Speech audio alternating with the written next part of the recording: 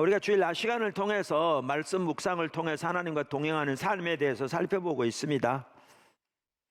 그러면서 우리 신앙의 전반적으로 그렇지만 말씀 묵상에 있어서도 우리의 자세가 가장 중요하다라는 것을 말씀드렸습니다.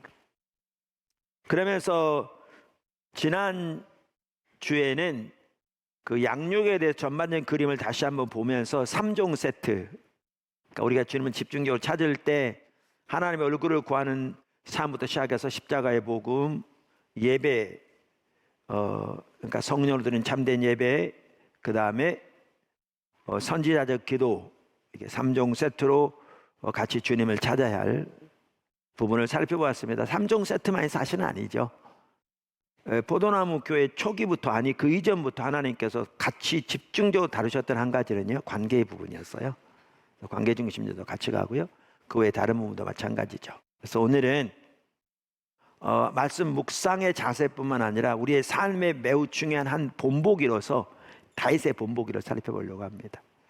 다윗의 본보기를 살펴보려고 합니다. 거기에 보면 3종 세트만이 아니라 4종, 5종 세트가 같이 나옵니다. 첫째, 다윗은 무엇보다 하나님의 얼굴을 구하는 사람이었습니다. 다윗은 무엇보다 하나님의 얼굴을 구한 사람이었습니다. 우리가 잘 알죠? 이 부분. 시편 27편 4절이 대표적으로 그걸 잘 볼 수 있죠. 내가 여호와께 바라는 한 가지 일, 그것을 구하리니 곧 내가 내 평생의 여호와의 집에 살면서 여호와의 아름다움을 바라보며 그의 성전에서 사모하는 그것이라. 여기 한 가지 일이라는 단어가 원어에는 가장 먼저 나온다고요. 그래서 많은 주석들이 말하고 있듯이 이 말은 다윗이 가지고 있던 one and only desire, 단 하나의 유일한 열망을 의미한다고요. 그래서 여기 시제들을 보면 명확하게 알 수 있듯이 그가 과거에도 현재에도 미래에도 그의 일생 동안 모든 날 동안 그가 그렇게 갈망한 단 한 가지 유일한 소망은 하나님의 아름다움을 보며 하나님의 임재 가운데서 그분의 영광을 보고 그분의 뜻을 발견하는 것이었다라는 걸 이미 살펴보았습니다.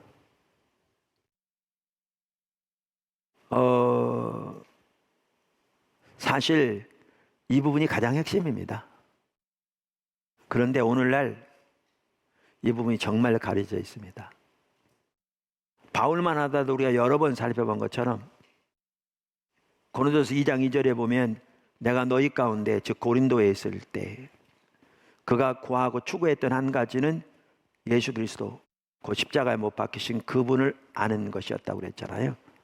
빌립보 3장에서 옥중서신에서도 동일한 내용을 말함으로써 바울만 하더라도 그의 일생 동안 단 한 가지 유일한 열망은 예수님을 아는 거였죠. 근데 이 가장 기본적인 내용이 오늘날 목회자, 일반 성도, 중직자들, 리더들에게까지 심각하게 가려져 있는 거죠.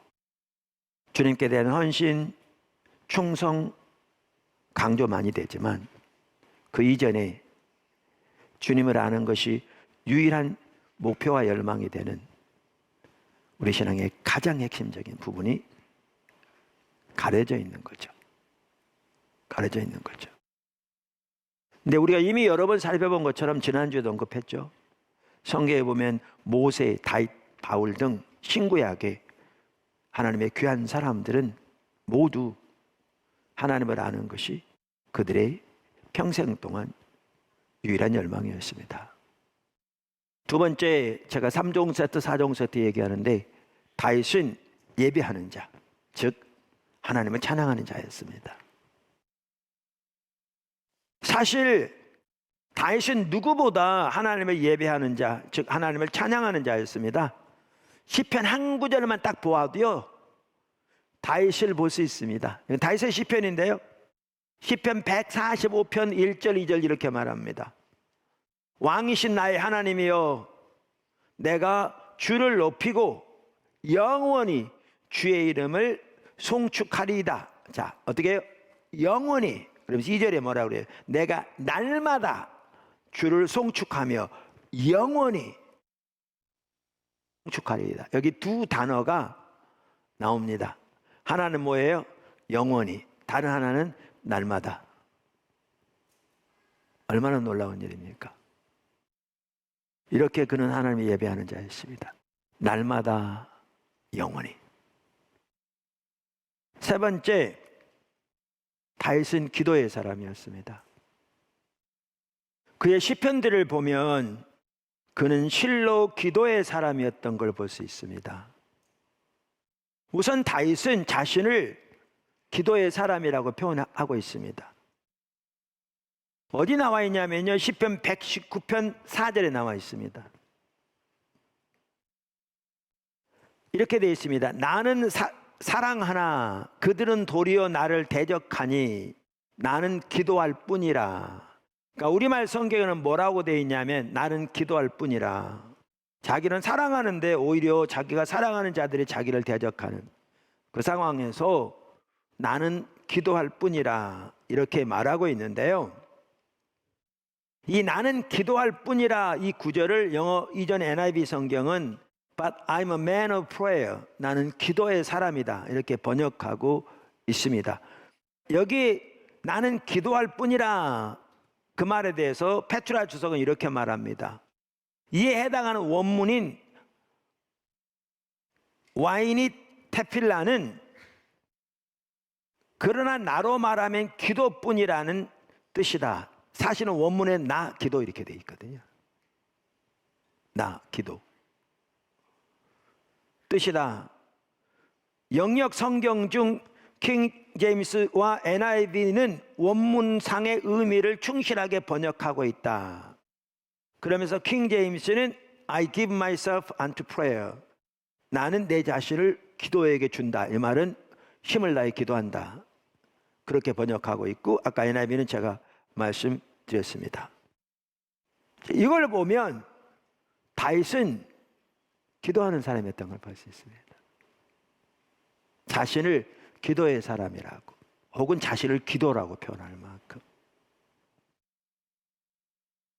기도하는 사람이었습니다. 네 번째, 여기서 끝나지 않습니다.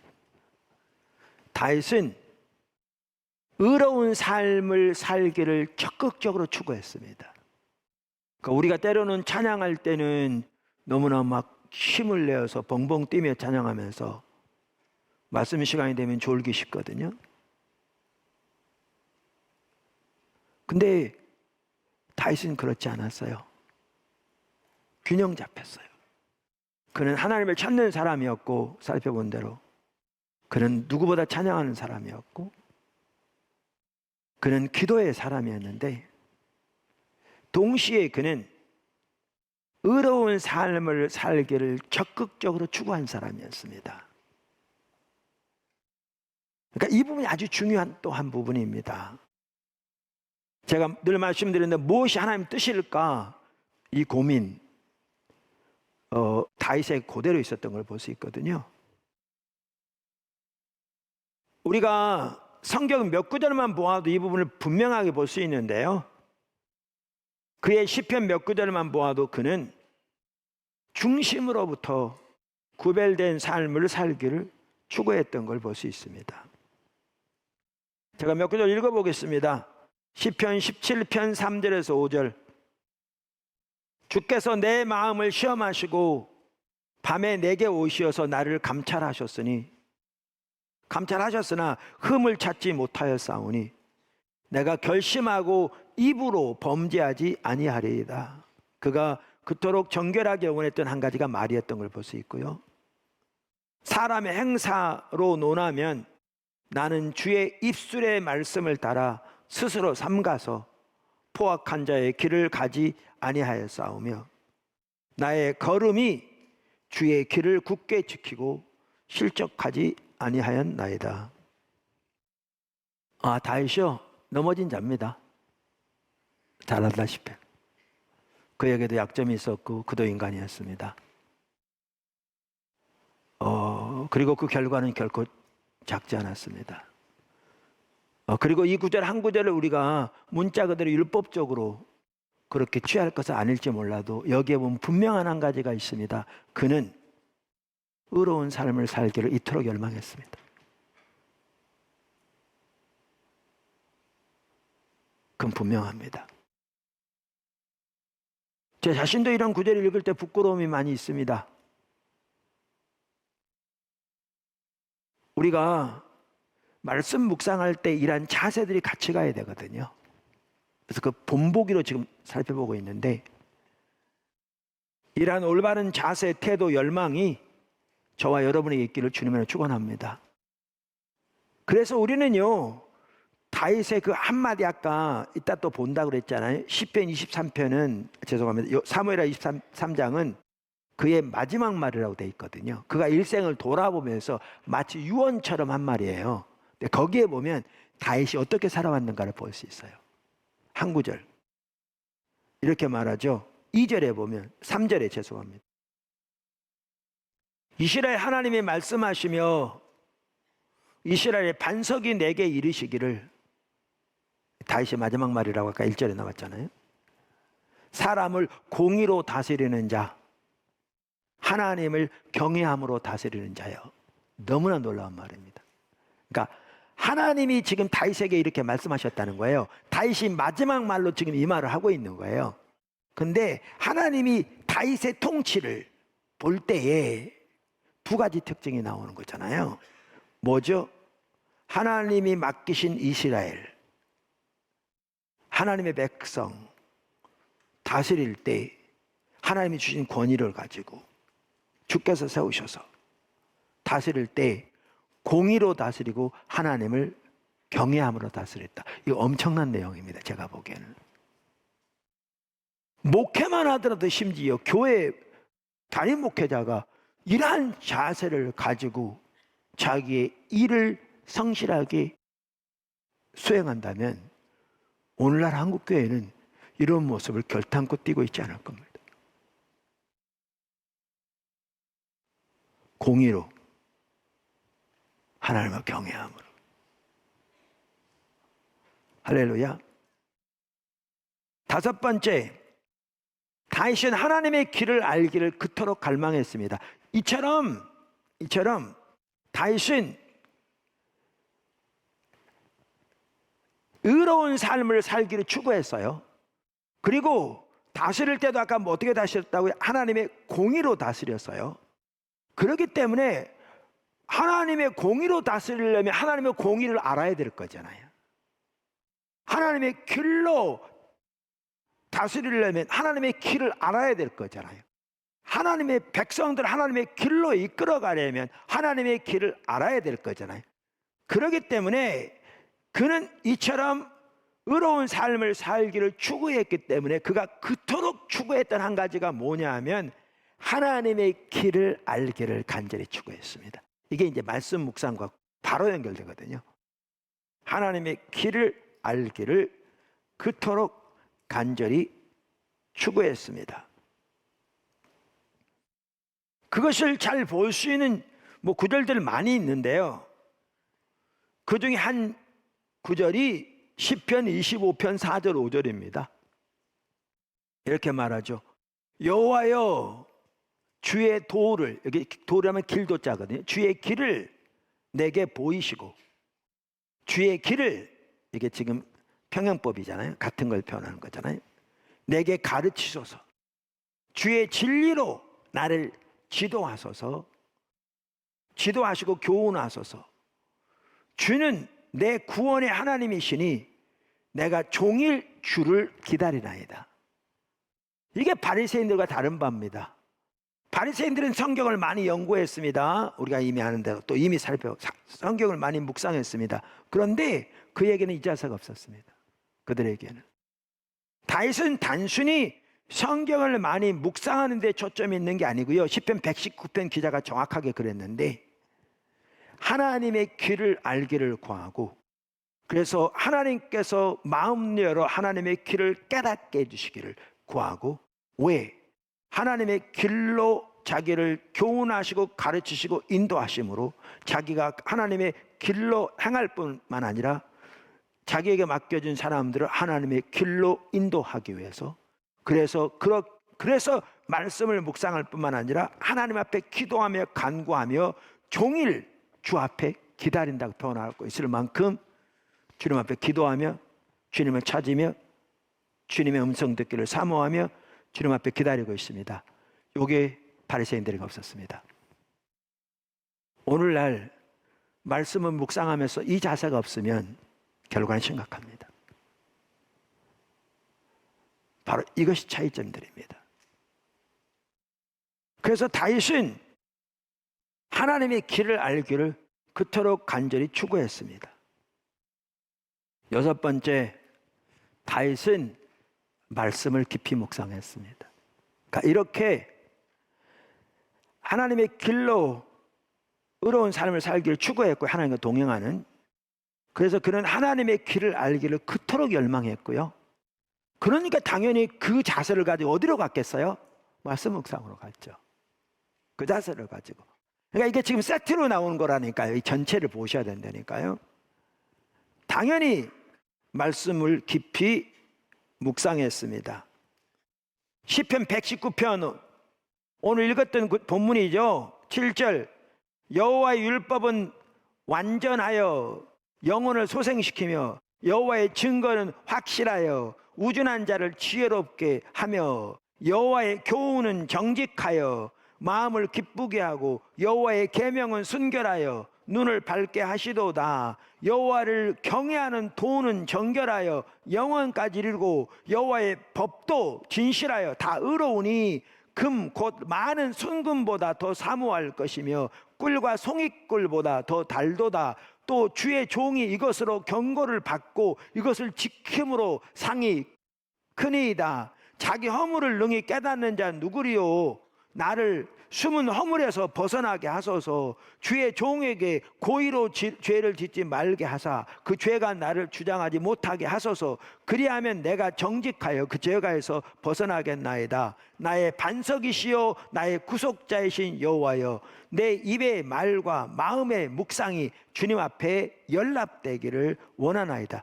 이토록 그는 말씀을 소중히 여겼고요, 그리고 말씀을 묵상했고요. 그래서 그 말씀이 그에게 이토록 소중했습니다. 그래서 우리가 아까도 보았습니다만 시편 63편 압살롬에게 피해 도망할 때에도 우리가 3절부터도 읽었습니다만 6절은 이렇게 말하잖아요. 내가 나의 침상에서 주를 기억하며 새벽에 주의 말씀을 작은 소리로 읊조릴 때, 이 말은 묵상하다는 말을 이렇게 개역 개정 성경에서 바꿨거든요. 주의 말씀을 작은 소리로 읊조리란 말로, 주의 말씀을 묵상할 때 하오리니 주는 나의 도움이 되셨습니다. 내가 주의 날개 그늘 아래 즐거이 부르리이다. 그러니까 이토록 하나님의 말씀을 묵상했던 걸 볼 수 있습니다. 그 상황에서도.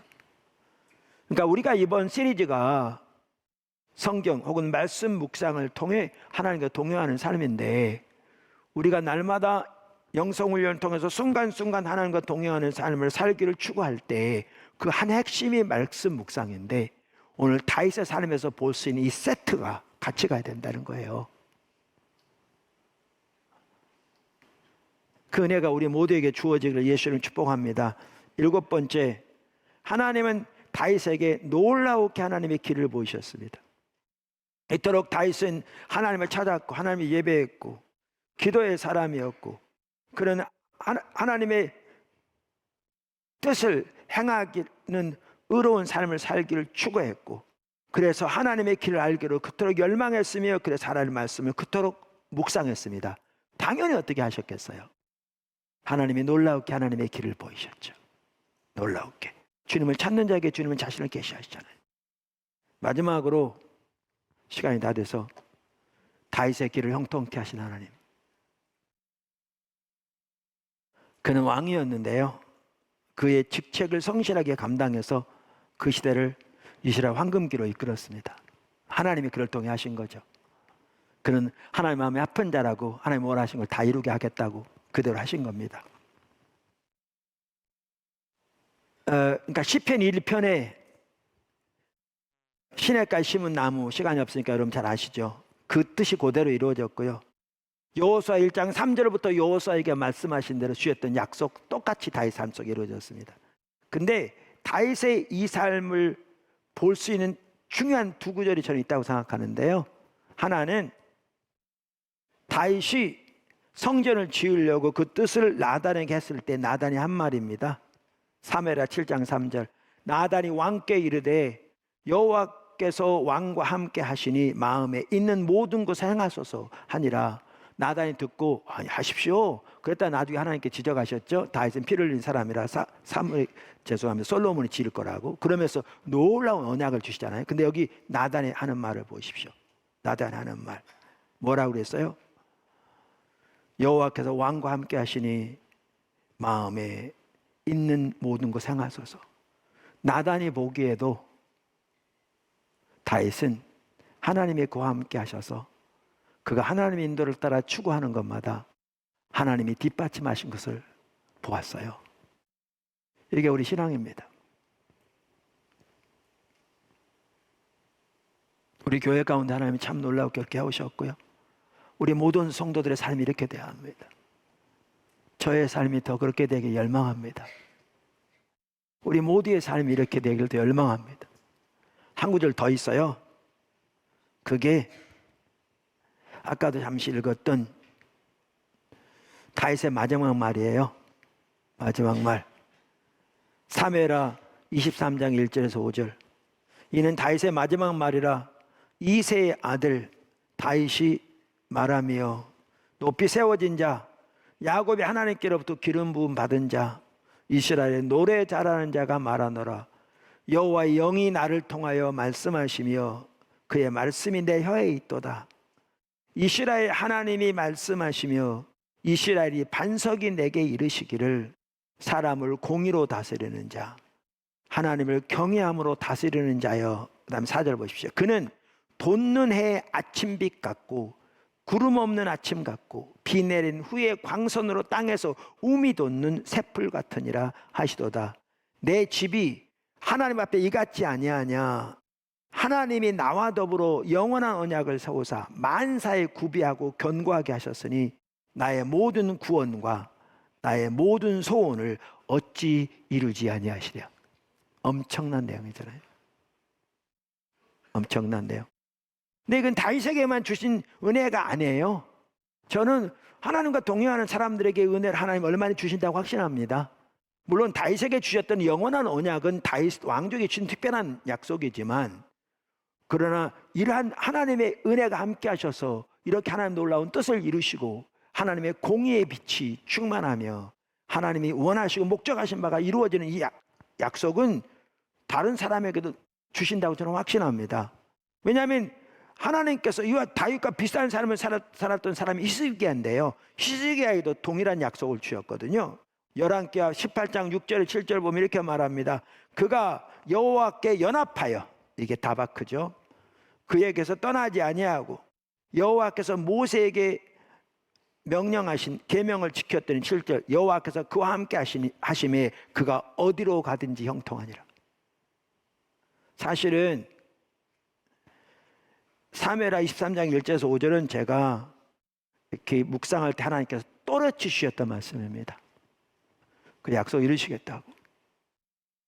그래서 우리들이 다윗의 이 본보기를 삼아서 지금 우리를 인도해 가시는 대로 이게 몇 종 세트라고 말할지 모르지만 말씀을 묵상하면서 주님과 동행하되 단순히 이렇게 말씀 묵상이 우리 자신의 유의를 위한 거라 우리의 만족을 위한 거라든가 선별적으로 우리가 원하는 대로 취해서 그거 붙들고 자기 목적도 살아가는 게 전혀 아닌 오늘 정확하게 다윗의 삶을 보여준 것처럼 그리고 시편 119편 기자가 정확하게 똑같이 그렇게 했는데 이렇게 주님을 추구하고 주와 동행하고 그렇게 주님 말씀 묵상하면 주님의 길을 알기를 구하고 주님의 인도를 따라 살아갈 때 사무엘하 23장의 약속은 아까 말한 대로 특별한 언약을 주시고 그의 입에 말씀을 주셔서 성경이 쓰여지게 하시는 시편과 같은 것은 그에게 해당하는 것일지 몰라도 그와 함께 하신 하나님의 은혜는 우리들에게도 정확하게 동일하게 이루어질 줄로 믿습니다.